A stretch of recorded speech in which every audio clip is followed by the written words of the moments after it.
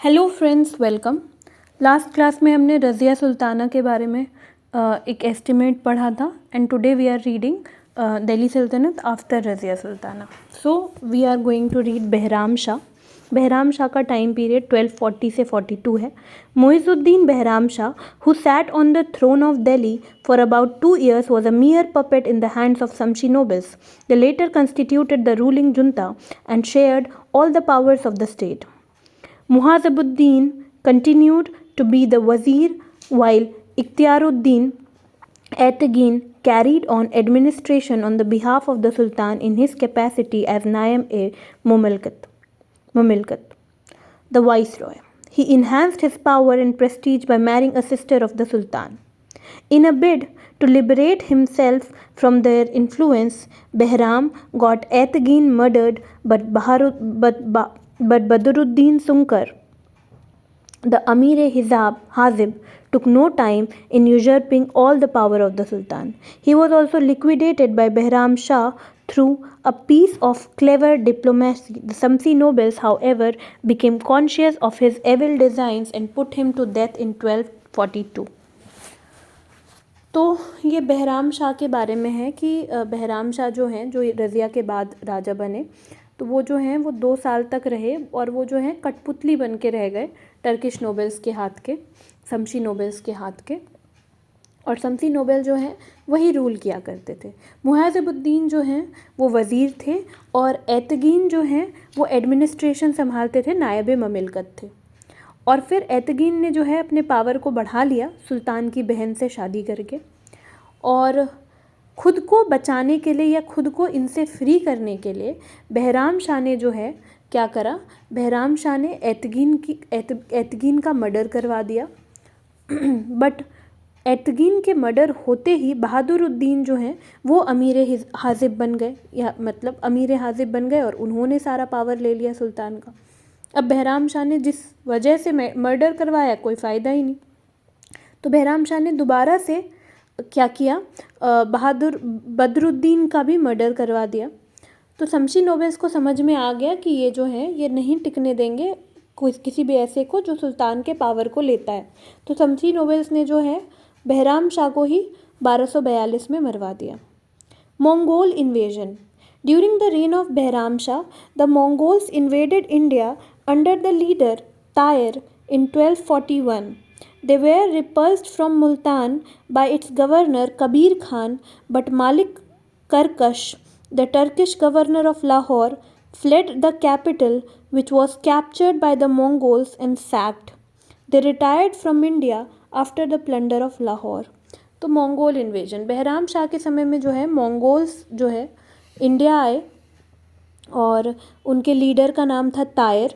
तो तायर के लीडरशिप के अंदर मंगोल्स इंडिया में आए और वो जो है मुल्तान के गवर्नर कबीर खान ने जो है इनको जो है रिपल्स करने की कोशिश की, और लेकिन मलिक करकश जो कि टर्किश गवर्नर थे लाहौर के, वो जो हैं वो अपने कैपिटल से भाग गए और मंगोल्स ने जो है वो लाहौर कैप्चर कर दिया। हमने बताया था ना कि रज़िया ने जो है मुल्तान और लाहौर के जो गवर्नर हैं कबीर खान, उन्होंने रज़िया के अगेंस्ट क्या किया था, रिबेलियन किया था, तो उनको फिर मुल्तान दे दिया था और लाहौर को रज़िया ने दिल्ली एम्पायर में मिला लिया था। तो लाहौर के दूसरे गवर्नर बनाए गए मलिक करकश, और मलिक करकश जो हैं उनको वो जो है मंगोल्स के आने की खबर सुन के वो जो हैं वो डर के भाग गए।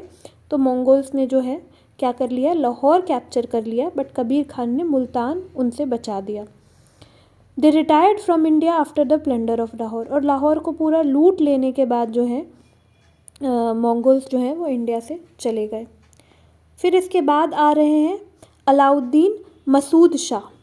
अलाउद्दीन मसूद शाह 1242 से 1246 तक का समय है इनका।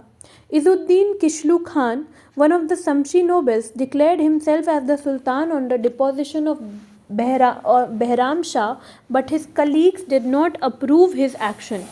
They instead placed Alauddin Masood Shah, the grandson of Iltutmish या फिर son of Rukunuddin Firoz, to the throne.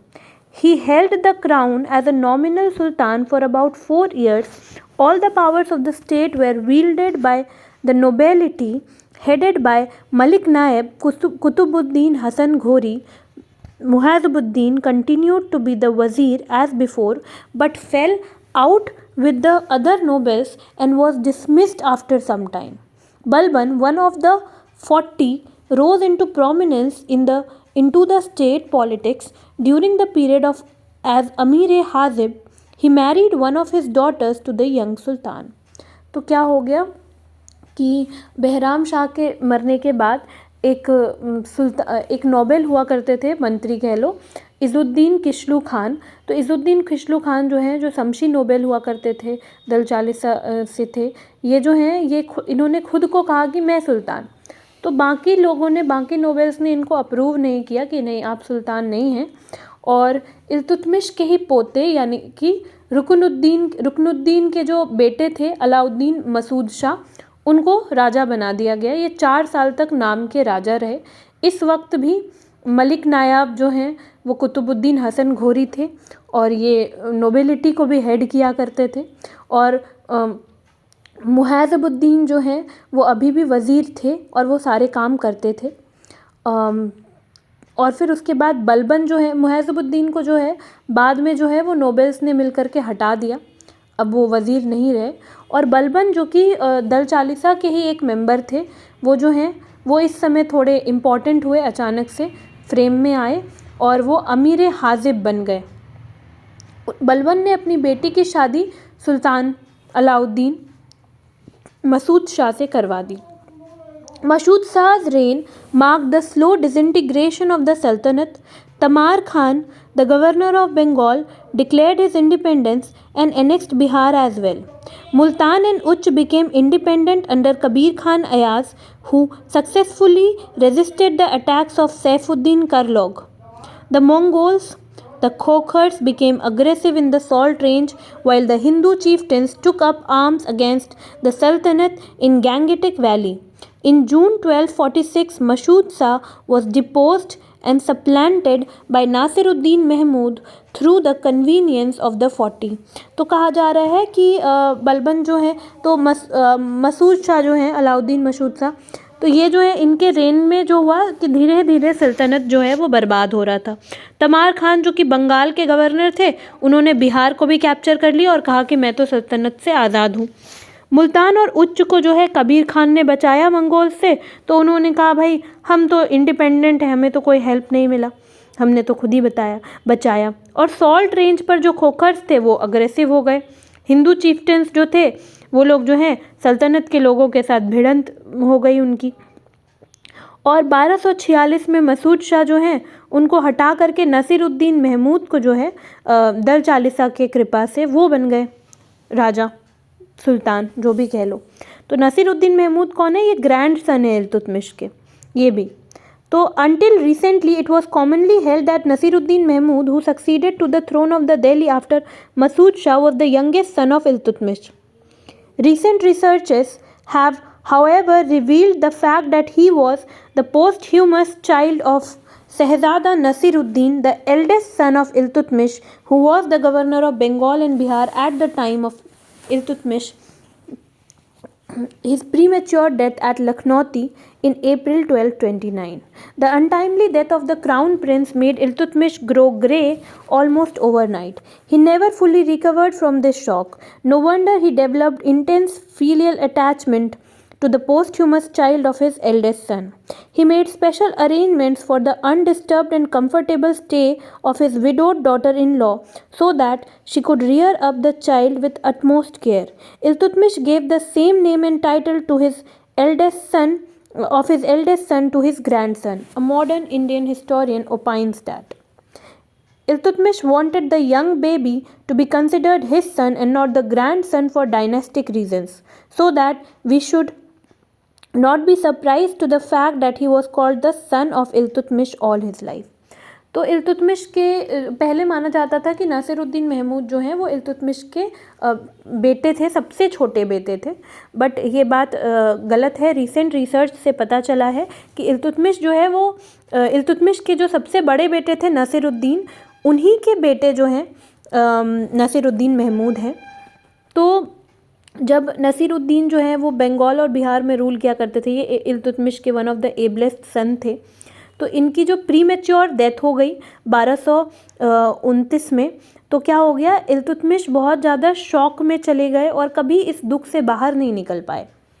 और इस वजह से क्योंकि इनके जो बेटे थे नासिरुद्दीन, इल्तुतमिश के जो बेटे थे नासिरुद्दीन, उनका एक बेटा उनकी जो वाइफ है उनका पूरा केयर किया गया ताकि वो पूरे केयर के साथ एक बच्चे को जन्म दे। और जब उन्होंने बच्चे को जन्म दिया तो उसका नाम भी वही रखा गया जो उसके पिता का नाम था, नसीरुद्दीन। और कुछ डायनेस्टिक कारणों की वजह से इल्तुतमिश ने जो है अपने पोते का नाम जो है, पोते को पोता नहीं कह करके कहा कि ये मेरा बेटा है। और वो नहीं चाहते थे कि उनको जो है मतलब प्रॉब्लम्स आए या वैसा कुछ हो। तो Iltutmish wanted the young baby to considered his son and not grandson for dynastic reasons. ये हो गया। अब नासिरुद्दीन महमूद थ्रोन पर आए कैसे? Nasiruddin Mahmood was a young lad of 17 at the time of his accession to the throne. He is said to have been governor of Baraich during the earlier successors of Iltutmish. Obviously, some of the Samshi nobles must have carried on the government of that Iqta on his behalf after the death of Iltutmish. Nasiruddin's name might have been used as a camouflage to wield the power. He had no ambition to be the king but was rushed to the capital disguised as a woman along with his mother and placed to the throne by the conspirators who had done Mashood Shah to death. Balban was one of the patrons of Nasiruddin, though there is a reason to believe that he was not one of the assassins of Alauddin Masood Shah, who happened to be his son-in-law. तो क्या कहा जाता है कि नसीरुद्दीन महमूद जो है बस 17 साल के थे जब वो थ्रोन पर आए, और माना जाता है कि थ्रोन पर आने से पहले वो बराइच के गवर्नर हुआ करते थे। ऑफ कोर्स वो बराइच में खुद रूल नहीं करते थे, उनके बिहाफ पर कोई शमशी नोबेल ही किया करते होंगे क्योंकि वो और छोटे हुआ करते होंगे। और इनको जो है कोई शौक़ नहीं था कि ये राजा बने, लेकिन इनको जो है जिन्होंने अलाउद्दीन मसूद शाह को मारा वो नोबेल्स मिल करके लाए, और वो नोबेल्स का मन था कि वो जो है नसीरुद्दीन महमूद जो है वो राजा बन जाए। अब माना जाता है कि बलबन ने भी नसीरुद्दीन महमूद को बहुत सपोर्ट किया राजा बनने में, लेकिन हाँ हम ये मान सकते हैं कि बलबन ने जो है अलाउद्दीन मसूद शाह से अपनी बेटी की शादी करवाई थी, तो उन्होंने अलाउद्दीन मसूद शाह को मारा तो नहीं होगा, पर हाँ उन्होंने नसीरुद्दीन महमूद को सपोर्ट ज़रूर किया। Nasiruddin was an educated, intelligent man of gentle and pious nature who had no illusion about the new role assigned to him by the power-hungry Turkish noble. He therefore did not take much interest in state affairs, partly because of his political expediency. He adopted an attitude of complete self-surrender towards that the men in power and played a puppet in their hands. Rather, it would be more appropriate to say Nasiruddin was the constitutional chief executive of Turkish oligarchy. तो यहाँ पर क्या कहा जा रहा है कि नसीरुद्दीन बहुत पढ़े लिखे और इंटेलिजेंट मैन थे, ये थोड़े पायस थे, धार्मिक थे, और इनको जो है पावर का कोई हंगर नहीं था इनको, और ये इनको जो है इनको कुछ आइडिया नहीं था कि इनको क्यों राजा बनाया गया। ये ज़्यादा इंटरेस्ट नहीं लेते थे स्टेट अफेयर में, ये एक पपेट रूलर के टाइप ही काम करते हैं। ये पूरा इन्होंने सेल्फ सरेंडर कर दिया नोबेल्स के हाथ में। आप ये कह सकते हैं कि नासिरुद्दीन एक नाम थे बस टर्किश ओलिगार्की के चीफ एग्जीक्यूटिव कह लो आप। ओलिगार्की क्या होता है? जब कुछ लोगों के पास सारा पावर हो, है ना, तो वैसा केस है। तो मोनार्की में एक इंसान के पास होता है, ओलिगार्की में 2 या 2 से ज़्यादा, बट जनरली 10 से कम, बट कह लो कि कुछ लोग। That is why he became acceptable to all the nobles who were left free to settle between themselves all the matters of state politics. और इसीलिए लोगों ने इनको एक्सेप्ट कर लिया, क्योंकि ये तो बिल्कुल कहीं पे भी मतलब ये तो कहीं पर भी रोक टोक लगाएंगे ही नहीं। उन्होंने जो है खुद को एडमिनिस्ट्रेटिव प्रॉब्लम से हमेशा दूर रखा, and did not take any step without the prior consent of ruling Juna. और जो लोग रूल कर रहे थे, जो पावरफुल नोबेल थे, उनके बिना पूछे इन्होंने कोई स्टेप नहीं लिया। दूसरी बात यह है कि to his good fortune an equilibrium was established amidst the noble in matter of distribution of loaves and fishes, which ensured peace in the state. और इनका अच्छा लक ही था कि बाकी जो नोबेल्स हुआ करते थे उनके बीच में जो है एक इक्विलिब्रियम स्टैब्लिश हो गया। अगर टर्किश नोबेल जो है वो एक दूसरे के साथ कॉम्प्रोमाइज़ नहीं कर पाते और राइवल्स होते, तो नासिरुद्दीन जो है उनको भी मार दिया जाता, जैसे कि बाकी किसी को मारा गया। It was there for also due to good luck, तो माना जाता है कि इनके गुड लक की वजह से ये 20 साल तक बिना डिस्टर्ब हुए रूल करते रहे. A theory put forth by some of modern writers that Nasiruddin was great military general and administrator who ruled in the name as well as in fact at least up to 1255 is wrong.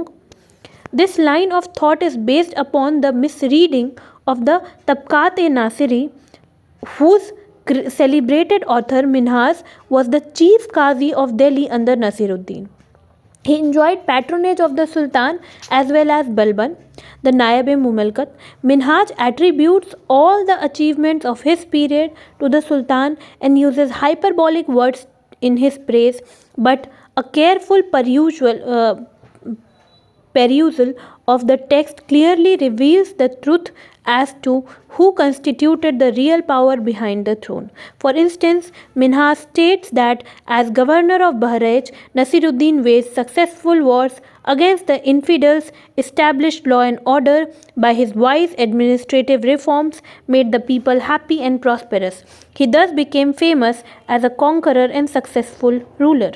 Born in 1229-30, Nasiruddin was yet a small boy who might have enjoyed the warmth of his mother's lap when Bahraich was being administered by Turkish officials in his name. He was hardly a boy of 16 or 17 when brought to Delhi secretly. The mother and the son were made to lie in. The mother and the son were led by a few horsemen and secret agents on foot.